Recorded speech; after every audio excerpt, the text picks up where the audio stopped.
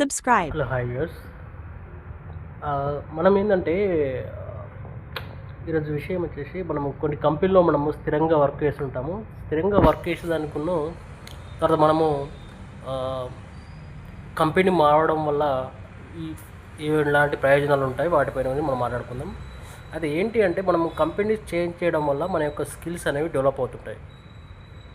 So main ఏంటి అంటే మన స్కిల్స్ డెవలప్ అవుతుంది. మనం ఏ యొక్క వర్క్లైనా మనం ఈజీగా చేయగలుగుతాము, కాన్ఫిడెన్స్ మనలో వస్తుంది. ఏది ఎప్పుడైతే మనం జాబ్ చేంజ్ అవుతుంటుంటామో మారుస్తుంటాం.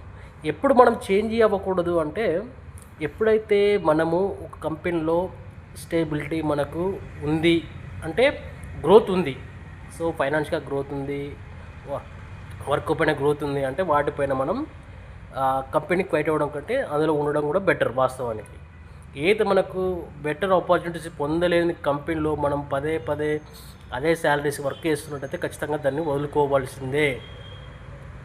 గ్రోత్ అనేది ప్రతి ఒక్కరికి ఇంపార్టెంటు, అది ప్రతి ఒక్కరు గమనించాలి. లేదు మాకు ఇదే శాలరీ సరిపోతుంది, మాకు ఎంతో ఇదే శాలరీతో మేము అడ్జస్ట్గా ఉన్నాము అనుకుంటే వాళ్ళు మాత్రం అదే కంపెనీలో కొనసాగించవచ్చు, ఉండొచ్చు, అదే రకంగా మెదలొచ్చు. వాళ్ళ కంపెనీ కూడా అలాగే ట్రీట్ చేస్తుంది వాళ్ళని కూడా. సో ఎప్పుడైతే మన స్కిల్స్ ఇట్లా పెరగాలి అంటే మాత్రం ఖచ్చితంగా మనము కంపెనీ చేంజెస్ అవ్వడము, మన స్కిల్స్ని డెవలప్ చేసుకోవడం ముఖ్యం. Thank you for everyone. Please subscribe and share like. Thank you.